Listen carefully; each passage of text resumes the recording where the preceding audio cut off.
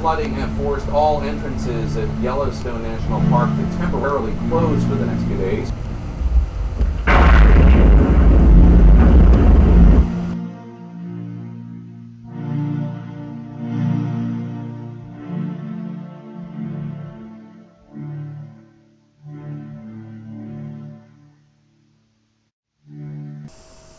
Wow, how about that M flare?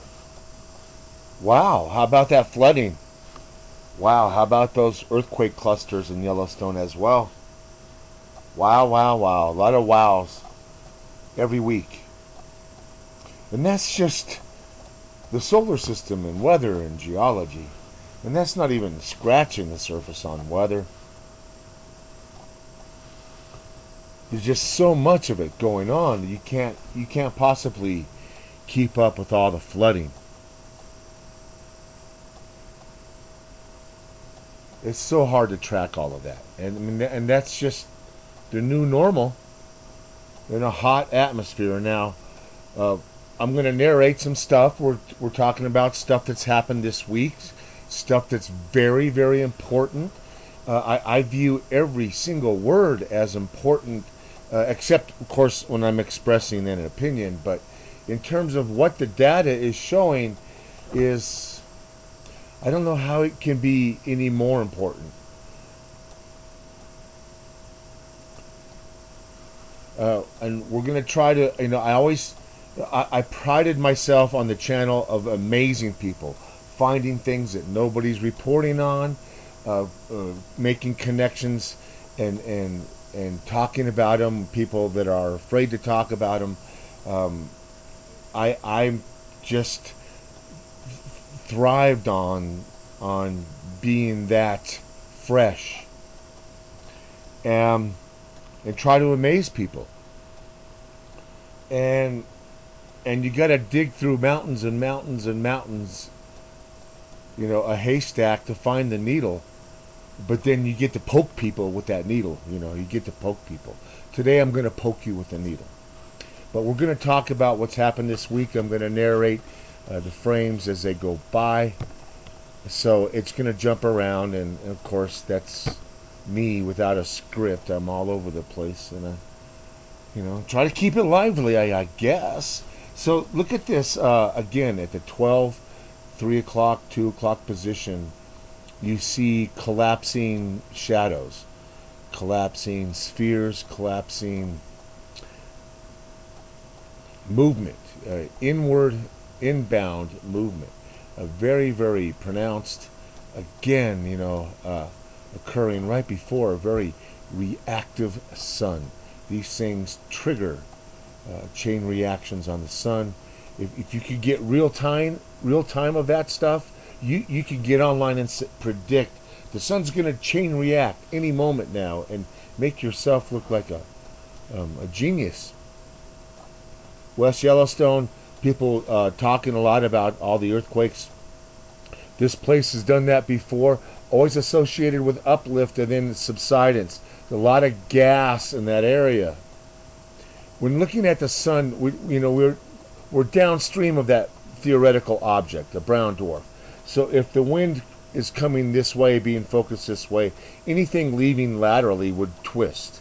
Would have to twist if it was, slow enough. If it was gentle enough to allow the second wind to twist it. And so we see twisting in the filaments, which should be happening if in fact there was a brown dwarf or a fragment, a failed star on the other side of the sun right now. Other things we're seeing is an increase in meteors. That should be and probably is related. But anyway, that's a significant reaction on the sun. Just a beautiful light. I call them light bulb flares. They go by other names as well. But notice the cavities in the center. Now, so we're looking at different angles now of the same week, the same 2 weeks, and we see again the filament on the right twisting, just like it should be twisting. But then on the left, look at that object that just flies in at 9 o'clock. That it is so discernible, and again, I do think it's collapsing cavity. I do think when you zoom in, it's going to be more cone shaped. I think it's when you get rid of your energy, you have plasma that collapses back into the sun, and this is actually capturing that. Is what I think you're seeing, but when that's happening, the sun generally lets out a very reactive flare. Okay, and of course, people were mocking us about the wind speed and blah, blah, blah. This is where I'm going to start amazing you. This is older data, about 4 months ago. Look at the wind speed. This is less than 300 kilometers a second. At that point, I told you the wind speed was going to go up above 450 kilometers a second, and right now we're averaging about 500 kilometers a second for the last 3 weeks. The density is what blows me away. You see 10, and this scale has not seemed to change. The only thing that changed is the legend on the left. 1 over centimeter cubed. And I don't know how long that has changed, but there were days where we measured density in cubic meters, and I know people remember those days. In fact, if you do a search, you will see some of the older densities. When you ask, what's the density of interplanetary space? What's the density of outer space and particles? You're going to see, an average. But a lot of that, the older ones, were measured in cubic meters, and then centimeters, cubic centimeters. Ladies and gentlemen, this isn't a cubic centimeter.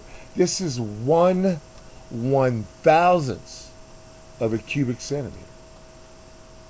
So if you only, get this, if you have 10 particles right now per 1/1000th of a cubic centimeter, you will have over 1 million particles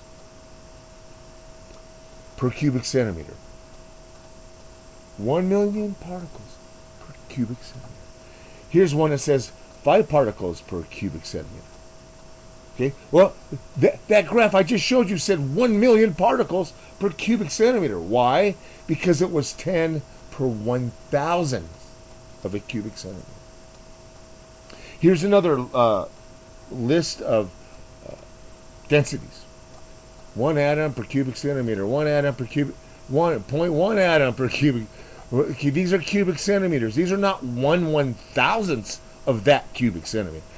So, can you imagine 1 million times more particles being measured? 1 million times more particles. Not 3 and 4 and 5. 1 million times more particles. Now, look at. Here it is right there. We're going to talk over 1 billion particles per cubic meter. 1 billion particles per cubic meter.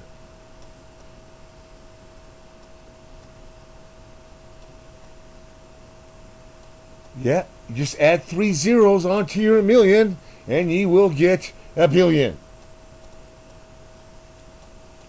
And we'll come back to that heat wave. So, we're looking at the speed back then, and the speed was slow, the density was slow, and now the speed's fast, so we're downstream. Now, here are some charts, trajectories of these fireballs, and a lot of these are areas that had seen fireballs in the previous week. And they'll probably see more fireballs in the next week. But, these are all over the world, and we're used to seeing a lot of fireball activity over the English Channel and into France, and Great Britain and France shared a lot of reports. A lot of those trajectories were southward. Okay, these are northward. Kind of bizarre, huh? But this area is a hot spot And so you would have to ask, as the Earth travels around the sun, what is it that makes the English Channel a hotspot for fireballs and meteors, big fireballs? And I would have to say it would be there's a magnetic field line there. But again, here's a trajectory. The blue arrow is the trajectory. The red splotches are the heat signatures. But anyways, we're just trying to let you know that many of these are skipping off the atmosphere and fading away into the night. They may come back one day, but it's the change in direction, the fact that they're not breaking the sound barrier, but they're fragmenting, and the fact that they're long lasting. I mean, we're talking 3 and 4 time zones. We're talking crossing almost the entire United States. One of them, headed slightly north. So when the number of meteors are increasing, and the number of comets are factually confirmed increasing, not just a few, but by huge amounts, enough to make people say, we need to figure out why this is happening. Huge amounts. Now we get to the particles. The small particles. Not the big ones that are lighting up the sky, but the small particles.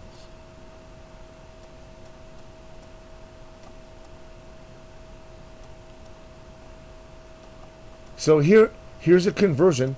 9 decimal places for 1/1000th of a cubic meter. Okay, that's 10 to the 9. 10 to the 9. So if you had 10 particles per 1/1000th of a cubic centimeter, 1/1000th of a cubic centimeter has 10 particles. That's a total of billion particles per cubic meter. A billion particles per cubic meter. So when spaceships experience increased drag and fall out of the sky because they didn't see this wind, when we have sea flares creating geomagnetic storms of 7, you have to ask, well, what's happening? And this is what's happening. It's an alignment.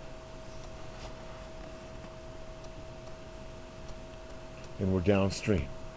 Downstream of the small particles, but also the big particles.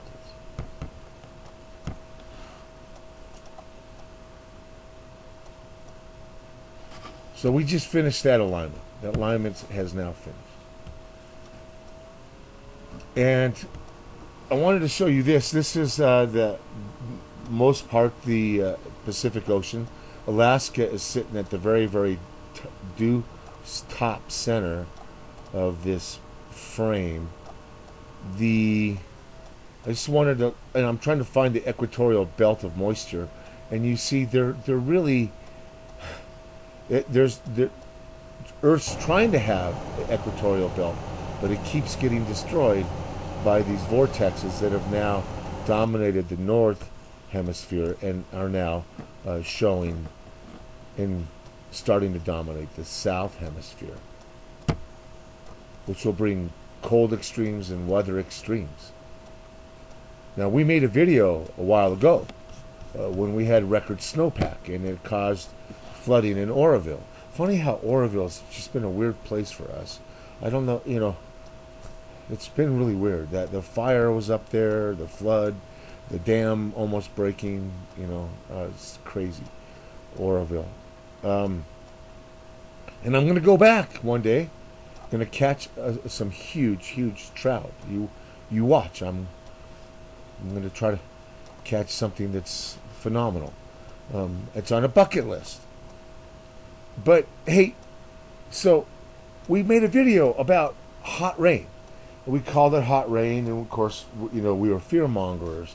But when And if they have a snowpack there, and you don't need a big snowpack. You don't need to have a monster snowpack.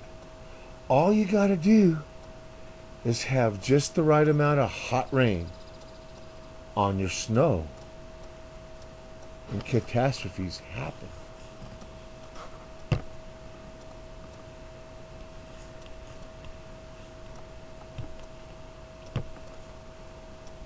We're on the opposite side of the sun, and we just finished that alignment with the brown dwarf, and now Jupiter's plays a big role in what's happening on the sun right now because of its position. But what I will say is that the particles, not these big particles, these particles are they're showing you that they're a million, not 100, not 1,000, but it could be as high as 1,000,000 more particles.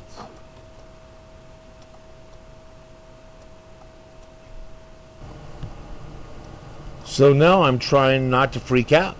Did the powers that be slowly smooth out the data on the number of particles by decreasing the amount of space that they're measuring for those particles? And when I look at all these instruments, they're all using, on the densities, different units. And some of them are nonsensical. A particle per centimeter? How do you measure a particle per centimeter? Are you kidding me? That's the orange density. One's particle over centimeter cubed. Particle / centimeter cubed. Well, does that mean 1 over centimeter cubed? Because that would be 1/1000th of a cubic centimeter.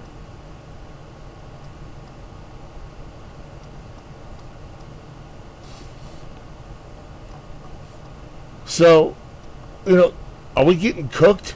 It would explain a lot. But here's what happened.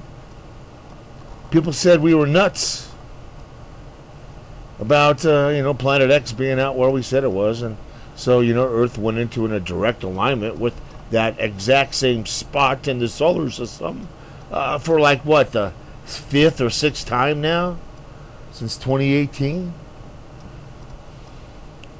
2019. And so, and of course, there were your earthquakes spanning the course of, about 10 days. And those alignments, Earth,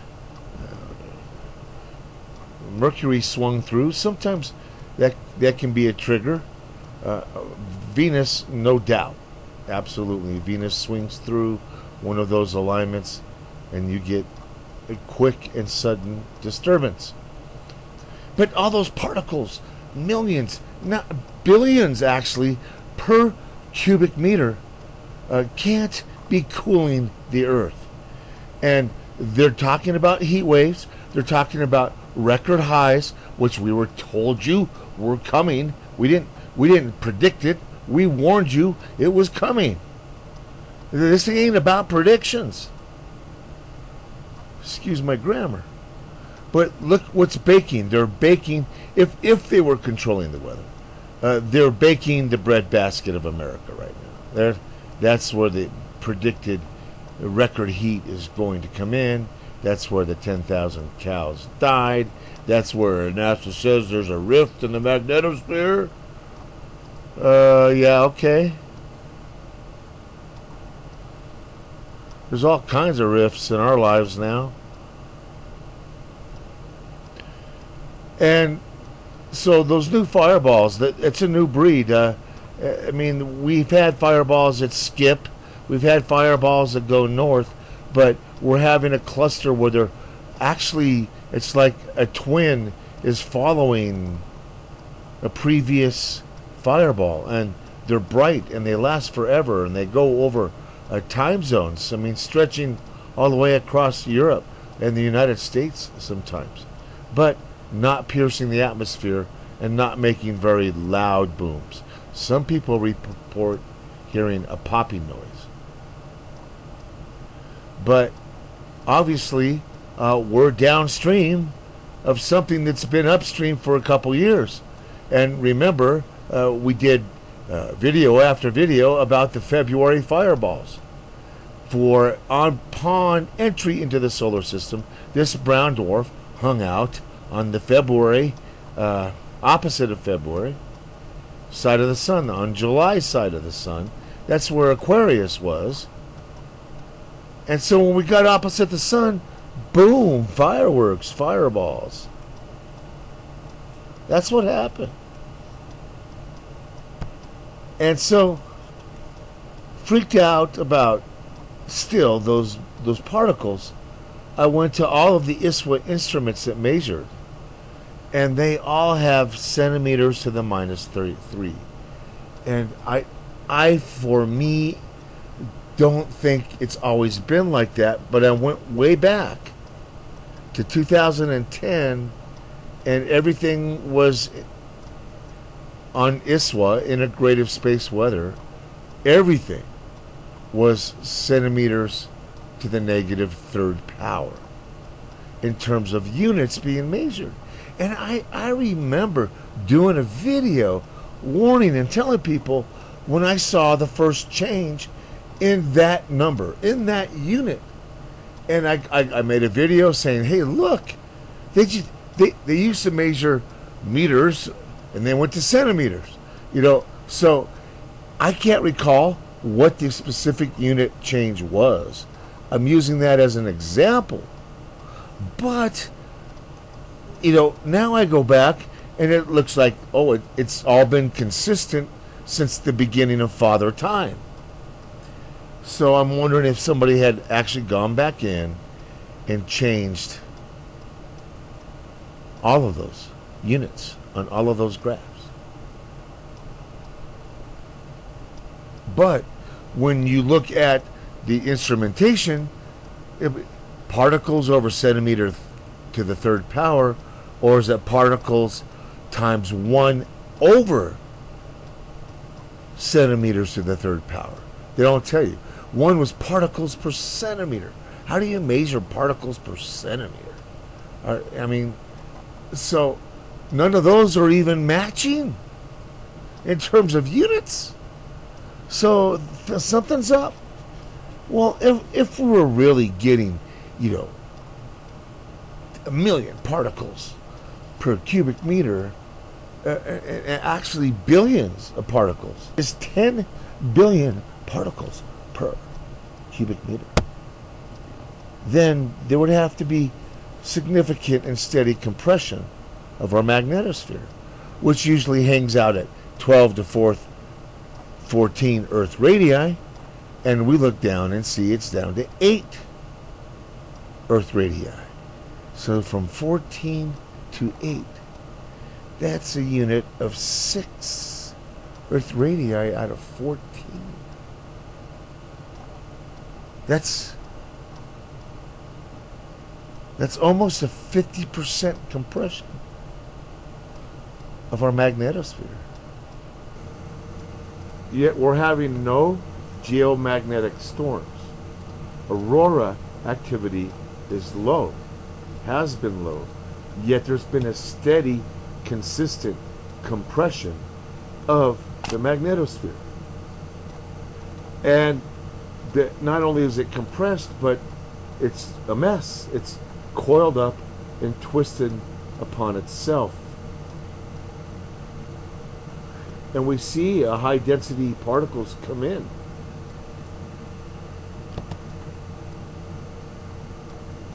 At about 3/4 of a particle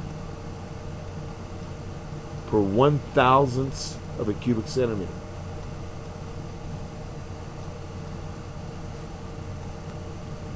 So we looked at the energy, and this shows you a compressed magnetosphere again, but no energy. The particles usually create energy. Well, how can we have such twisting with no magnetic storms and no energy? And if you watch this channel, you probably already know this happens every time we pass through the helium focusing cone. We get past the ionized particles and we run into a wall of neutral helium. And this happens every year. Compression with looks like no particles on this simulation, doesn't it? So the theme of most of these videos is try to convince people that they need to be preparing. And people write me every day saying their family doesn't listen, so their family doesn't do. So I try to make videos that are convincing based upon data. And some people won't even look at it. They won't even entertain it. And sooner or later, you're going to have to look at those people and say, all right, well, you're going to earn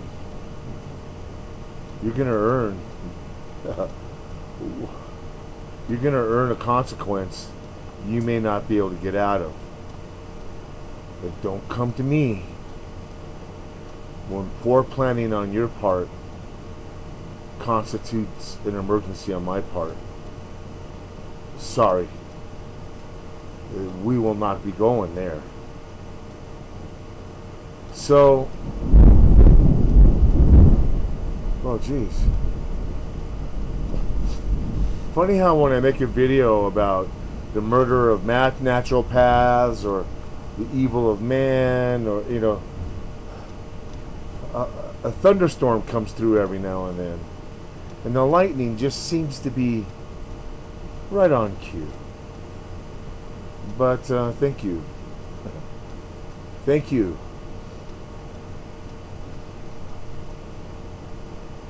But so particles behave like particles, whether they're atoms or whether they're massive 10-kilometer wide asteroids. It's still a particle and behaves according to Newtonian physics. Ionized particle is different. But right now we're in a bunch of neutral particles, and up to 1 billion per cubic meter when they combine with some of the sun's wind.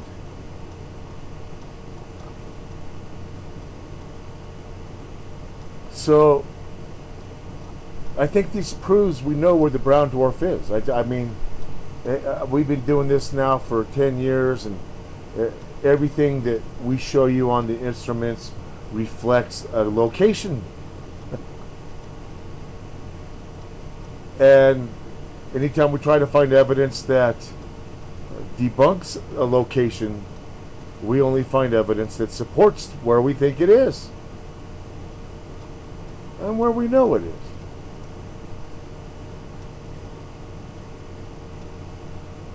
So particles will behave like particles. The problem with the helium is that it's been ejected, sent out throughout the entire solar system. These rays were cast everywhere. And like the Bible says, the angel pours his vial upon the sun, made to burn the flesh of man. So it's happening. That article, I'll pull it back up here, about the interstellar medium, says it can be as high as 10 to the 6th per cubic meter. So that's pretty dense. And add to that the sun's particles. All of a sudden, now you have a lot of particles in your magnetosphere and washing through your stratosphere. So if there was a large object that came through the solar system, these would have to be here. If they weren't here, that object cannot be here. If you can't find the cosmic rays, the atoms, the plasma, the gas, the electrons, the X-rays, and the gravity, if you can't find that, you have to find all of it. If you can't find all of it, it means it's not here. If you're missing just one of those things, the cosmic rays, oh yeah, where are the cosmic rays? Where are the cosmic rays? Well, if they're not here, then there's no brown dwarf nearby. But everything is here, everything. And it has to be.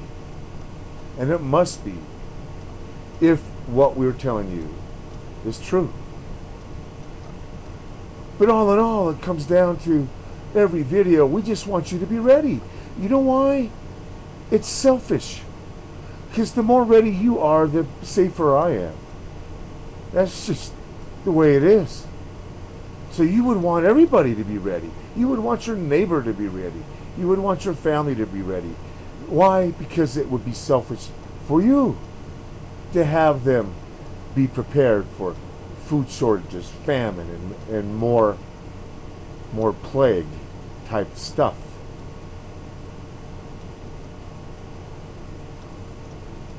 Have a plan, organize.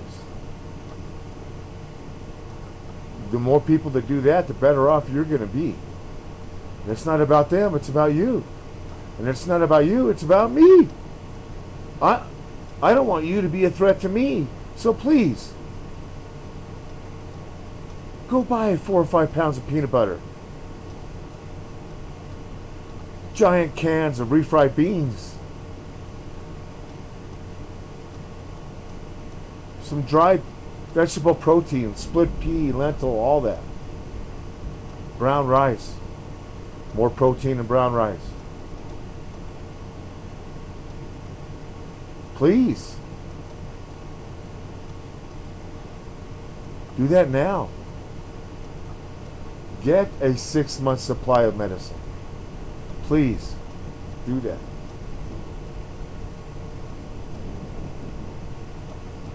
I'll be better off. I'll be better off. But these videos are to convince you that you need to be doing stuff. You need to be prepping, planning, preparing. That's been the theme since the start. As soon as we figured out what was going on.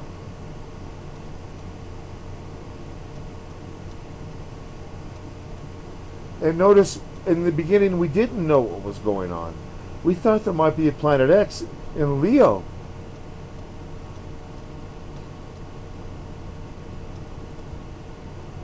So we weren't right on the money from the very start.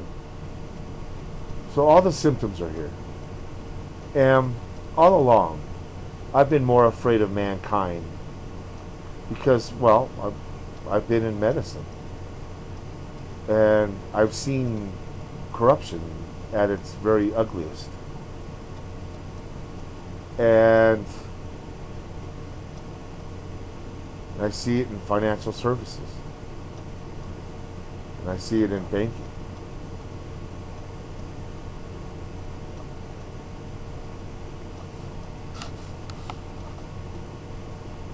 So I fear mankind. You should too.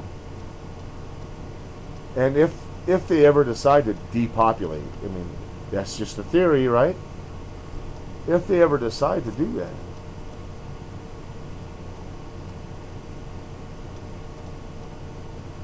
you got to have a plan. Coming up, I've got some interviews. And I interviewed a guy who was trained to give a certain medicine through a jab, and he was saying how there were different batches to be used on different people, different classes of people, different insurances, all had different batches. And that's what I had been saying all along about certain things. I got an interview with him. I'm just, I knew it all along. But it's funny how it seems like God brings this stuff to me sometimes, you know. God or the universe or the force or karma or whatever. But I do feel like there's a battle between evil going on. I feel like evil wants to hinder me and corrupt me and coerce me and punish me.